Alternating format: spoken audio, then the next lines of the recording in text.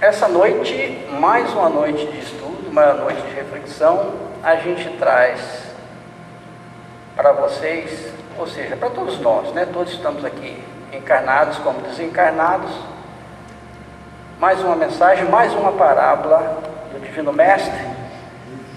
E hoje eu completo a 21ª parábola de Jesus, né?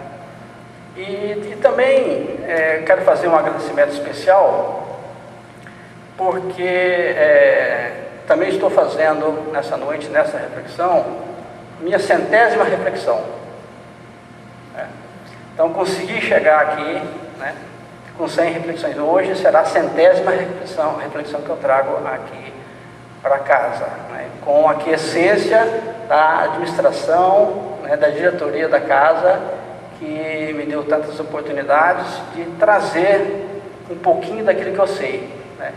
Então, para mim, pelo menos para mim, eu estou emocionado porque eu consegui atingir 100, né?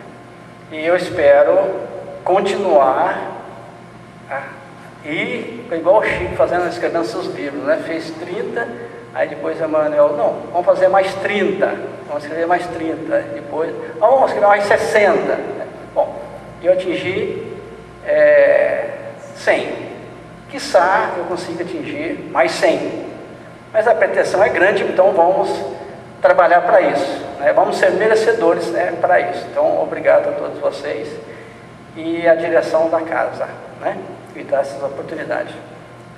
Antes da gente falar na parábola do grão de mostarda, eu só quero fazer um pequeno retrospecto, pouquinha coisa, porque essa parábola de hoje, ela é a 7ª parábola que fala sobre o reino dos céus, sobre o reino de Deus. São 7 parábolas que falam do reino dos céus, né, do reino de Deus, que elas estão aí no slide, vocês podem ver, que é a parábola do joio e do trigo, a parábola do semeador, a parábola da rede, joio do trigo, semeador, parábola da rede, da pedra do tesouro escondido, da pedra preciosa, do fermento, que foi a última que a gente falou, e encerrando hoje a parábola do grão de mostarda, formando as 7 parábolas que falam sobre o reino de Deus, que nós vamos encontrar lá em Mateus, né? A parábola do grão de mostarda, então, a gente pode encontrar no Evangelho de Mateus, no Evangelho de Marcos e no Evangelho de Lucas. Lá nós encontramos essas parábolas, tá? Eu peguei, né, uma partezinha de cada uma delas, elas têm umas pequenas minúcias, né, e trouxe para vocês aqui essa noite, para que a gente possa entender a parábola do grão de mostarda. Ela é bastante conhecida, mas nem todo mundo sabe realmente a fundo o que ela quer dizer. Assim como a maioria das parábolas do Mestre, a gente não sabe a fundo o que quer dizer, a gente sabe superficialmente, né? Um dos objetivos dessa parábola é auxiliar na compreensão de como se processa o progresso espiritual. Esse é um dos objetivos, é como se processa esse progresso espiritual, que a gente vai ver durante a noite de hoje. E esclarecer que o aperfeiçoamento do espírito é gradual, é passo a passo. Ninguém consegue dar, salvo algumas exceções, passo além do que a perna permite. Esse é o segundo objetivo dessa parábola. E o terceiro objetivo é reforçar que o aperfeiçoamento do espírito, ou seja, o nosso aperfeiçoamento, é um ponto de apoio, não só para nós, como para o nosso irmão. Então é tão importante o aperfeiçoamento para a gente, como para os outros espíritos que estão aqui encarnados, né? Não sei se vocês conhecem, mas a semente da mostarda, ela mede aproximadamente 2 milímetros. Ela é bem pequenininha, né? E Na época de Jesus era considerada a menor semente, a menor grão de mostarda que existia naquela época, né? E a semente e o grão de mostarda, ela pode ser preto, branco, amarelado, né? Interessante que uma pequena semente de 2 milímetros, quando ela cresce, pode atingir um arbusto, alguns chamam de arbusto, outros chamam de árvores, né? Árvore de 4,5 metros, um arbusto de mostarda, né? Essa mostarda, esse grão de mostarda, é usado há 2.000 anos lá na Índia. Já usavam, né, esse grão de mostarda, né, como condimento, já usavam lá na Índia, e também na Judéia e na Samaria. É por isso que o mestre utilizou dessa ferramenta para fazer a sua parábola, né? Hoje a mostarda é considerado como uma hortaliça, diferente do que era antigamente. E quais são os produtores da mostarda? O Nepal, a Rússia, o Canadá e o atual Mianmar, que é a antiga Birmânia, né? Usada para receitas e para temperos também. E curiosidade para vocês, que a mostarda, o grão de mostarda, serve para alívio de dores musculares. Dores musculares, o grão de mostarda. O que vai ter de gente correndo comprar grão de mostarda, né, para aliviar as dores musculares, tá certo? Micose, dermatite e bom para a pele. Então as mulheres vão sair correndo, né, comprar grão de mostarda para moer. E eu fiquei mais impressionado ainda, e eu ganhei o meu dia, aliás, minha semana que eu estava estudando a palestra, estudando a reflexão para montar, trazer para vocês aqui, é bom para os cabelos. Aí que eu me enganjei mais ainda, montando, né, essa reflexão para vocês. Os cabelos, gente, a partir de amanhã, sairei caçando tudo quanto é lugar grão de mostarda aqui em Jacarezinho. Você não sabia, né? Não sabia. Grão de mostarda não sabia. Muitas outras coisas eu sabia, que não deu certo. Mas a gente não deve desistir, não é mesmo? É um dos pontos da parábola é essa, não desistir. Eu não vou desistir. Amanhã eu vou em tudo quanto é empório que tem por aí, casa de semente, para ver se eu acho grão de mostarda e vou moer. Certo? E vou fazer o meu procedimento. Milagre, né? Bom, como sempre, o querido mestre, ele usava dos recursos naturais, né, daquela época para levar, né, os seus ensinamentos a todos, né? Talvez essa parábola tenha sido a que mais desconcertou a todos. Vocês vão ver durante a nossa fala, né? Jesus, com poucas palavras, né, ele mostra-nos o caminho para o crescimento espiritual. A parábola diz o seguinte: o reino dos céus é semelhante a um grão de mostarda que um homem tomou e semeou no seu campo. Embora seja a menor de todas as sementes, quando cresce é a maior das hortaliças e torna-se árvore, a tal ponto que as aves do céu se abrigam nos seus ramos. A parábola é só isso. Tranquilo. Se nós tivéssemos capacidade de entender o que o mestre queria dizer. Que nós estamos, depois da vinda dele, há 2.000 anos, tentando até hoje entender o que ele quis dizer, e a gente não consegue entender, né? Como que ele pode comparar com grão de mostarda? Por que ele comparou, né, com a mostarda, com a árvore de mostarda? Por que não uma figueira? Por que não uma palmeira? Por que não vinha? Mas ele utilizou a mostarda. Tem um propósito, tudo tem um propósito. Tudo tem um propósito. Ele sabia, né, do que ele estava falando. Porque ele quis tocar a fundo os corações e as mentes de todos, né?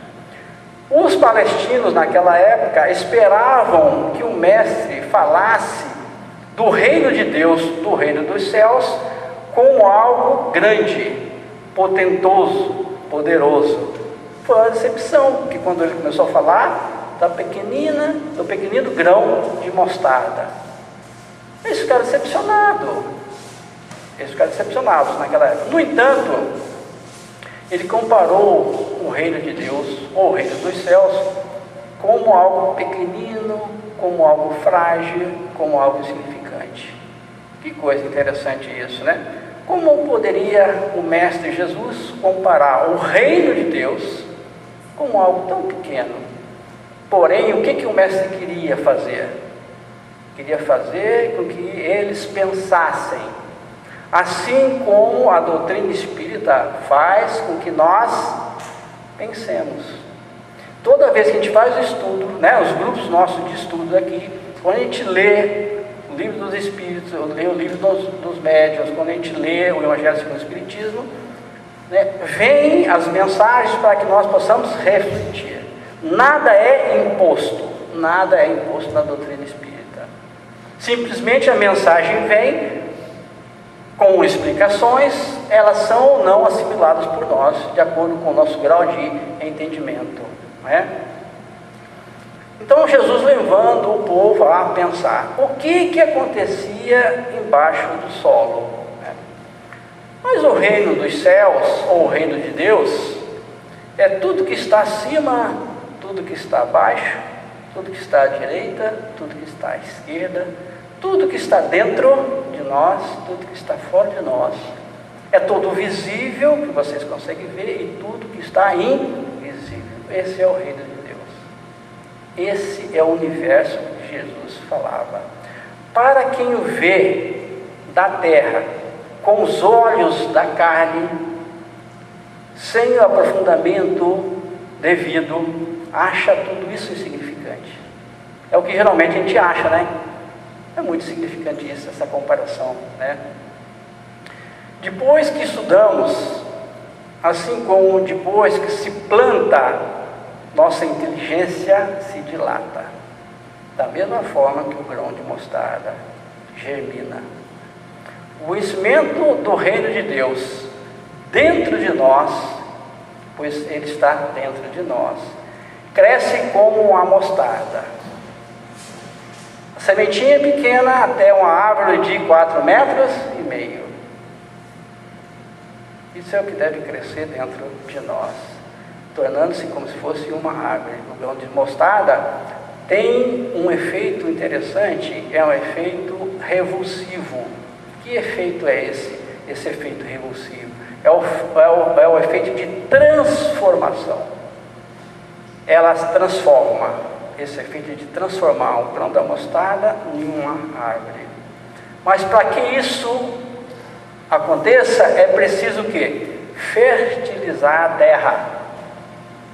Para que o grão de mostarda cresça, germine, é preciso fertilizar a terra, para que comece a germinação, para que haja transformação, crescimento e frutificação do que foi a semente. Assim também é o reino dos céus, é o reino de Deus. Sem o trabalho dessa semente, ajudado pelos espíritos superiores, sem o concurso da boa vontade, que é a melhor fertilidade, a boa vontade é a melhor fertilidade, sem o esforço de pesquisa, de estudo, olha a necessidade dos grupos de estudos, de sempre a gente está estudando, principalmente os médiuns, não pode haver o crescimento espiritual. Somente através do estudo, através de pesquisas, que há o crescimento espiritual. Tal como a semente de mostarda, tornando-se na maior hortaliça conhecida até então. Nessa parábola, o reino dos céus, ou o reino de Deus, é comparado ao fenômeno do crescimento e da expansão. Expansão do nosso entendimento do que é Deus e do que é o crescimento espiritual. Suas palavras, ou seja, do Mestre, adubavam a consciência cósmica que adormece dentro de cada um de nós.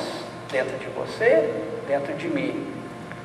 Mas temos que ter o quê? A reforma íntima, que é a transformação que nós tanto procuramos e muitas vezes não conseguimos.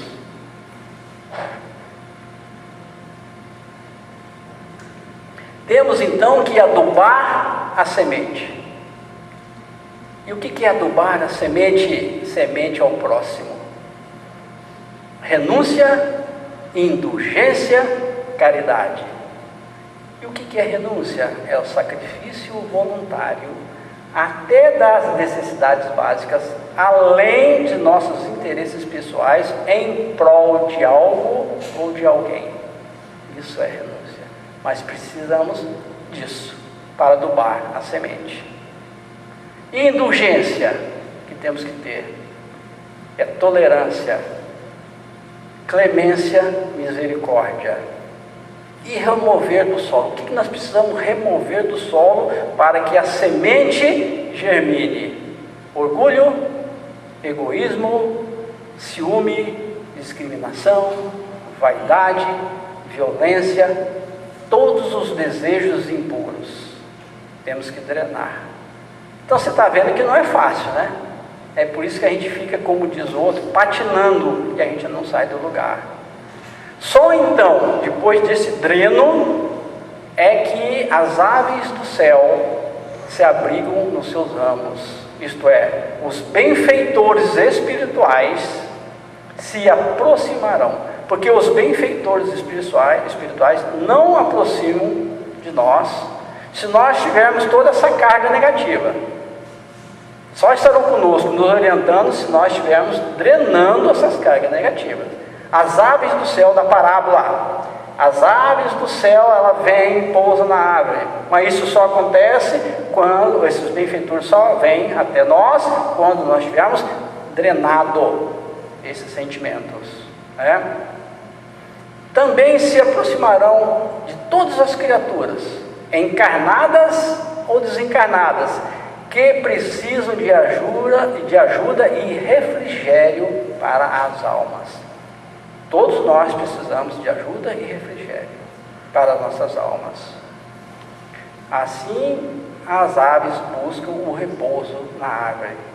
Por 2 vezes, o mestre falou sobre o grão de mostarda, como comparação. Comparou o grão de mostarda como o reino de Deus, ou o reino dos céus, e comparou também como referir-se à fé. O grão de mostarda, de 2 vezes, referiu-se ao reino de Deus, o grão de mostarda, e também à fé. O que é fé?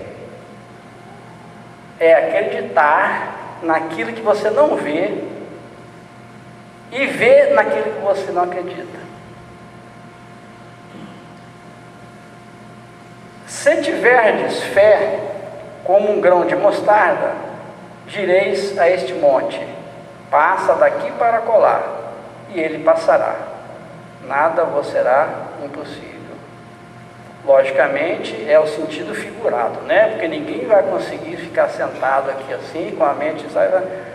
Eu quero mudar aquela montanha ali, quero mudar. O cruzeiro aqui de Jacarezinho, né? Tem um cruzeiro ali, desde pequeno. Uma vez eu estava lá no colégio, no sábado, tinha educação física, aí o professor fazia a gente ir correndo até o cruzeiro, subir o cruzeiro, a gente chegava com a língua de fora. Já pensou? Vai correndo no cruzeiro e devo voltar. Aí dá vontade de fazer o seguinte, ó: cruzeiro, saia daí, cruzeiro, saia daí, cruzeiro, saia daí, eu tenho fé. Vai sair? Não, não é assim, né? Não é assim.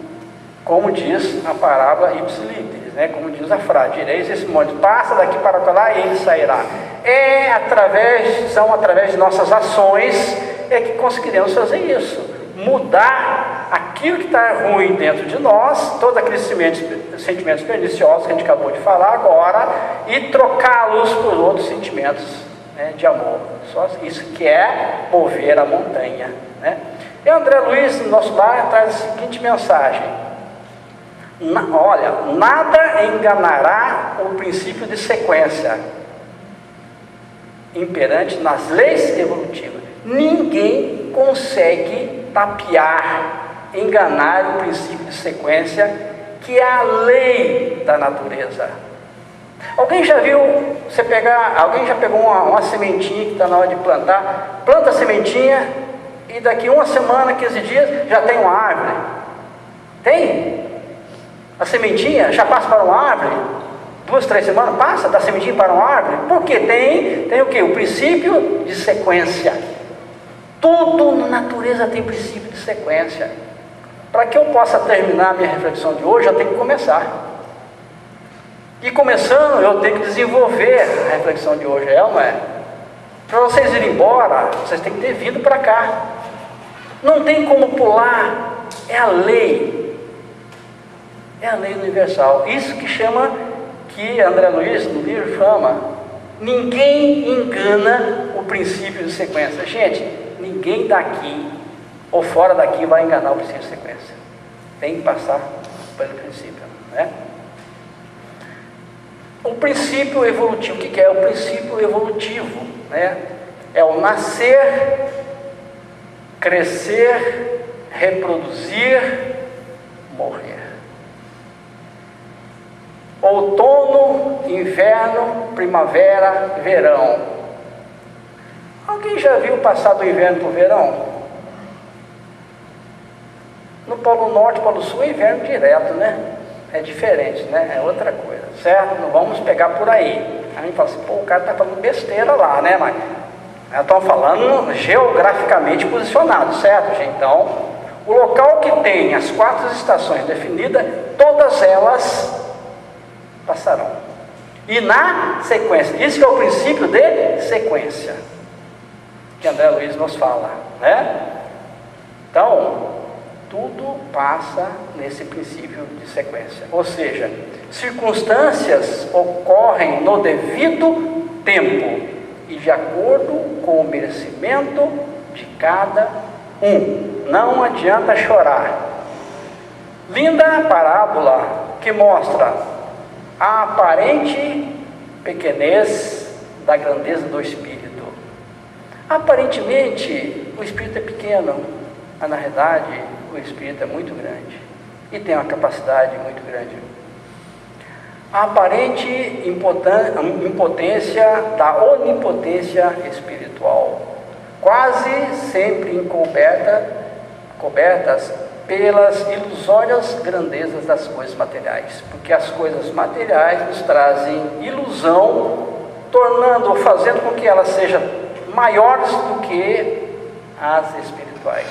É pura ilusão que vem nos trazer, né? Krishna, Deus hindu, lá na Bhagavad Gita, que é o texto religioso hindu, diz o seguinte: o eu é o maior amigo do ego, embora o ego seja o maior inimigo do eu. Essa é a eterna luta nossa, né? Estamos na era cibernética, na era microscópica, micron, nano, pico, fento, ato, 10 a sexta, 10 a menos 6, 10 a menos 9, 10 a menos 12, 10 a menos 18. Micro, macro, quilômetro, 10 a 9, 10 a 12. Então nós estamos nessa era. Chegamos a atingir a essa era. Rapidez nunca antes vista. Nunca vimos passar, né, tão rápido essa era de crescimento tecnológico, que nós não somos capazes de assimilar tantas informações. Se vocês conseguem assimilar, quem tem o WhatsApp hoje em dia, você não consegue responder a todo mundo, a toda hora, as informações. Todo mundo formando um grupo de WhatsApp, não dá para cá. A gente não consegue acompanhar. E-mails, né? O que mais? Tem WhatsApp, tem e-mail, tem Instagram e por aí vai, né? Não dá, a gente não consegue acompanhar a quantidade de informações, principalmente as informações científicas, muito difícil. A quantidade de informações são muito grandes, né? A gente não consegue resolver todos os problemas que surgem. E aí a gente vai colocando os problemas para resolver na fila. Não é com um clique que o perdão será alcançado. Da mesma forma Nós não temos capacidade de acompanhar, não é com clique que o perdão vai ser alcançado. Muito menos com um clique iremos conseguir vencer os obstáculos. Por quê? Para vencer tudo isso precisamos de resignação e paciência. Temos que ter paciência e resignação. O que é resignação? É submeter-se à vontade de Deus. Aquela vontade que está dentro de você, aquela sementinha do grão de mostarda que precisa germinar. No livro Cura, na psicografia de Chico Xavier, de Espíritos Diversos, ele diz que paciência é remédio para nossas feridas mais profundas. Muito interessante isso. Paciência, diz ele, é remédio para as nossas feridas mais profundas. Com doses de paciência, dosadas no cotidiano, hora a hora, dia a dia, mês a mês, podemos guardar o momento certo para que possamos superar as dificuldades. A gente quer resolver alguns problemas logo, hoje, de imediato, mas nem sempre a gente consegue, nem sempre a gente pode. Mas a gente fica naquela angústia, naquela agonia para resolver. Quando você não consegue resolver, não adianta, você não vai resolver. Então tem que ter paciência, tem que ter resignação. De grão em grão, de tempos em tempos, respeitando o nosso ciclo evolutivo. Não tem como correr disso. Só assim conseguiremos alcançar a plenitude espiritual. Lá em Mateus 28, Jesus disse: estarei convosco até os fins dos tempos. E o que é até o fim do tempo? Quer dizer, então eu vou desencarnar agora, acabou? Não. Estarei com você nessa encarnação, você vai voltar, estarei com você na próxima encarnação. Se você voltar, também estarei com você na próxima encarnação, estarei com você tantas vezes forem necessárias. Isso que ele quer dizer. Lá no livro Pronto Socorro, na psicografia de Chico Xavier, através do Espírito Emmanuel, ele diz o seguinte: paciência se refere à esperança, isto é, saber esperar. Sabe o Emmanuel diz isso, né? Primeiro, semente lançada à terra, depois a flor na ramaria, em seguida a formação da espiga e logo após o grão surgindo na espiga, assegurando a colheita. Esse é o processo orgânico, da mesma forma que acontece com o processo do crescimento espiritual. Todas as forças da natureza aguardam com paciência as realizações que aqui se destinam. A natureza é sábia, né? O fio de água que cai, lá na frente ele encontra com outro fio de água que cai, forma um filete maior. Lá à frente ele encontra outro filete, vai formando um riacho, um córrego, um rio. Essa é a sequência. Alguém já viu um mar ser transformado num filete de água? Não. São os filetes de água, formando os córregos até formar. O tronco de uma árvore, alguém já viu, como eu comentei agora de pouco, uma sementinha, se aduba, você coloca água, de um dia para o outro está lá um tronco de eucalipto grande, lá com 15 metros. Tem isso? Não tem isso. O tronco de árvore não se faz instantaneamente. Diamante é através do carvão. Diamante é através do carvão que é feito. Mas como se faz o diamante de uma hora para outra? O carvão se transforma no diamante? Não. Ao longo de milênios, em condições especiais de pressão e temperatura, né? Vocês devem ter já ouvido falar sobre o bambu chinês. O bambu chinês, ele, quando ele é plantado, ele fica lá no subsolo e fica lá durante quase 5 anos. A gente não vê o que está acontecendo lá. Quem não conhece pensa que ele morreu, que não vai germinar. Mas 5 anos ele começa a aflorar da terra. Bambu chinês. É assim que é dentro de nós. Nós, aos poucos, nós vamos adubando a sementinha que está dentro de nós, assim como o bambu chinês. O crescimento é subterrâneo. Quando ele cresce, ele pode atingir até 25 metros de altura. 5 anos embaixo da terra.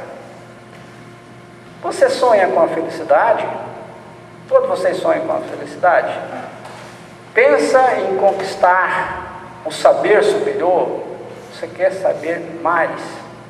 Sonha em conquistar a compreensão do ente querido? Você sonha conquistar a compreensão do ente querido? Vocês sonham? Então, trabalhe e sirva, porque você não vai ter de graça. Vai em direção ao alvo que precisa ser atingido, sem desânimo, sem precipitação, porque não vai adiantar nada. O princípio de sequência, para que você possa ser beneficiado pelas leis divinas. Você está tomando café, aquele cafezinho, você deu até vontade de tomar café agora, um cafezinho quentinho, aquele cafezinho quentinho na xícara, né? Cheinho, você pega a xícara e vai tomar um café, e alguém vem, esbarra em você, e o café derrama todinho.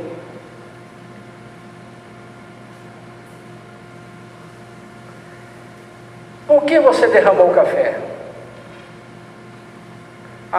Vai responder, alguém esbarrou em mim. Não é isso que a gente fala? Se eu derramei o café é porque alguém esbarrou em mim, não é isso? Mas a resposta não é essa. É assim que são as palavras de Jesus. A gente entende errado. Você derramou o café porque o café estava na xícara. Porque se na xícara tivesse chá, você ia derramar o chá. Se tivesse leite, você ia derramar o leite.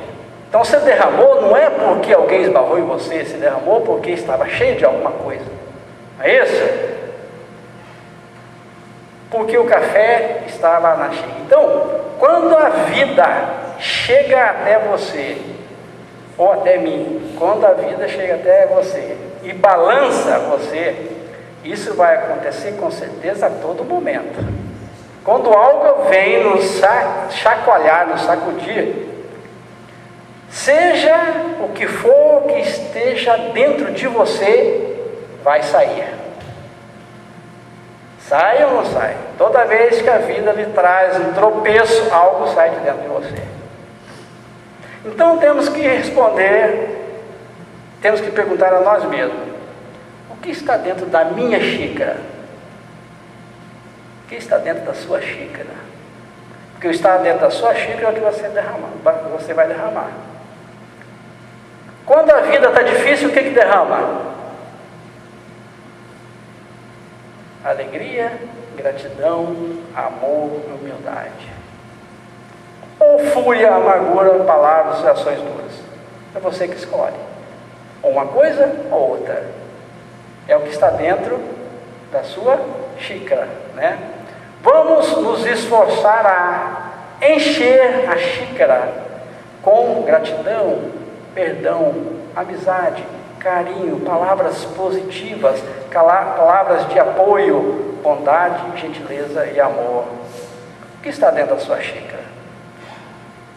Caminhando para a nossa conclusão, lá no Livro dos Espíritos, na terceira parte, Leis Morais, mais especificamente Lei do Progresso, na questão 780, Kardec pergunta aos espíritos: o progresso moral acompanha o progresso intelectual? E os espíritos respondem: o progresso completo constitui o objetivo. Os povos, porém, com os indivíduos, só passo a passo o atingem. Enquanto não se lhes haja desenvolvido o senso moral, pode mesmo acontecer que se sirvam da inteligência para a prática do mal. O moral e a inteligência são duas forças que só com o tempo chegam a equilibrar-se. Lei do progresso, lei dos espíritos. Só quando as duas estejam juntas, as duas forças estejam juntas. E ainda, nesse mesmo capítulo, parte 3, Lei do Progresso, na questão 799, Kardec questiona aos espíritos: de que maneira o espiritismo pode contribuir para o progresso? Pergunta Kardec. Os espíritos respondem: destruindo o materialismo, que é uma das chagas da sociedade. Ele faz com que os homens compreendam onde se encontram seus verdadeiros interesses. Deixando a vida futura de estar velada pela dúvida, o homem perceberá melhor que, por meio do presente, lhe é dado preparar o futuro. Abolindo os prejuízos de seitas, castas e cores, ensina aos homens a grande solidariedade que há de unir com irmãos. São as palavras, profundas e de esclarecimento. O reino de Deus, ou o reino dos céus, que sempre existiu dentro de nós, existe e vai continuar existindo, espera somente o momento da fermentação para alicerçar-se em todo o mundo. O crescimento do reino de Deus pode tardar, mas nunca falhar, que vai depender do grau de entendimento, do grau de evolução espiritual de cada um. Não se preocupe, vai chegar a sua vez. Vai depender de você. Pode tardar, vai depender de você. Você quer continuar essa balada? Continua você. Mas nunca vai falhar. Por mais tardio que seja, nunca devemos perder a paciência ou a esperança, porque os resultados podem demorar. Então, paciência é muito importante e esperança. Esperança do verbo esperançar, não é do verbo esperar. Eu espero que isso aconteça, eu espero que isso faça, espero que ele vá, eu espero que ele me ajude. Não. Esperança do verbo esperançar. Eu vou à frente, eu vou à luta, eu sei que vai acontecer. Um homem encontra Deus e pergunta a ele: o que é 1 milhão de anos para você? Deus responde: 1 segundo. E o homem continua perguntando para Deus: o que é $1 milhão para você? Deus disse: 1 centavo. O homem não deixou por menos. Falou: posso fazer uma pergunta? Pode. Então você pode me dar 1 centavo? Aí o homem falou, o Deus falou, pensou, falou assim: sim, espere 1 segundo. Então, moral, nós estamos errando há milênios. Encarnação em encarnação. E nós queremos mudar de uma hora para outra. Aí eu vou no centro espírita, lá eu tomo um passe, Eu tomo um passe, pronto, tudo aquele mal que eu fiz foi embora. Eu vou no grupo de estudo terça-feira com o Simone. Vai ser uma beleza. Eu estudando lá 1 mês, já sei tudo, vai ser uma beleza, tudo feitinho, Eu quero resolver os problemas meus em 1 mês, 2 meses, 1 ano, uma existência, uma encarnação. A gente não vai conseguir, A capacidade de crescimento e a força interior são de única e exclusiva responsabilidade de cada um. Não adianta você passar uma procuração para mim, viu, Devedo? Bom, o crescimento e a força interior é de sua responsabilidade, sua capacidade, sua, é de cada um de nós, não adianta. A semente vingará numa terra fértil, se você for adubada se for adubada adequadamente. Da mesma forma, o espírito atingirá sua evolução se desenvolver o reino de Deus no seu íntimo, dentro de você, dentro de cada um. Não adianta ir confessar que fez isso ou aquilo, depois ir rezar 4 Pai Nosso, que está tudo resolvido. Não vai adiantar nada, né? Um homem morre, estou indo para o finalzinho, eu um pouquinho de paciência. O homem morre, ele desencarna, e quando ele se dá conta, ele está em cima do muro, lá no mundo espiritual. Ele acorda, se desperta, está em cima do muro, ele vê que está em cima do muro. Ele olha do lado esquerdo, está escrito inferno, ele assusta, olha para o lado direito, está escrito céu, ele já fica mais alegre. Quando ele retorna olhando para o lado esquerdo, está lá o diabo, em pé, de terno. Eu estou sem terno. Está de terno, o diabo em pé, sério, olhando para ele. Gente, eu estou tentando fazer o papel do diabo, mas não sei se eu vou conseguir, tá? Mas lá, está lá o diabo, olhando para ele. Sério. Eu estou parecendo diabo? Graças a Deus. Aí, tudo bem. Aí ele olha para o lado direito, lá vê os anjos, né? Um conjunto de anjos tocando harpa, violino, violino, piano, e um grupo de anjos cantando aquelas melodias celestiais maravilhosas, e um grupo de anjos lá, vem, pula para o nosso lado, vem do nosso lado, vem aqui, vem conosco, vem ajudar, junte-se a nós.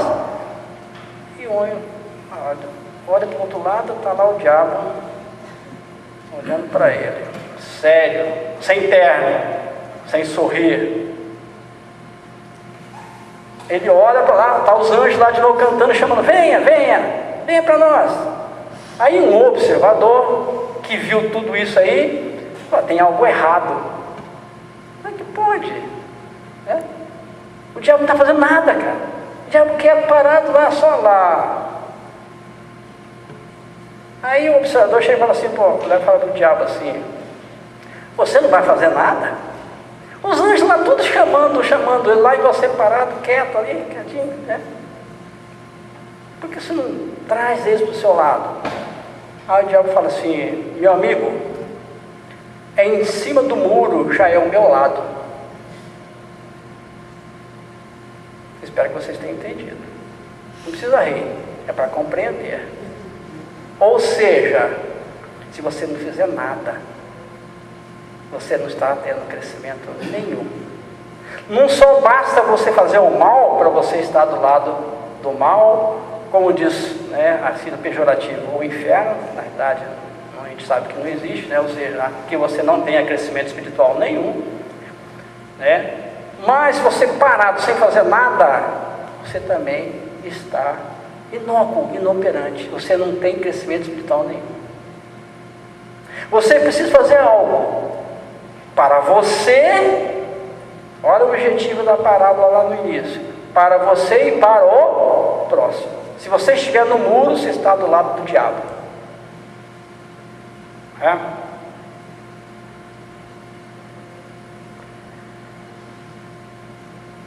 Então, deixo com vocês essa mensagem.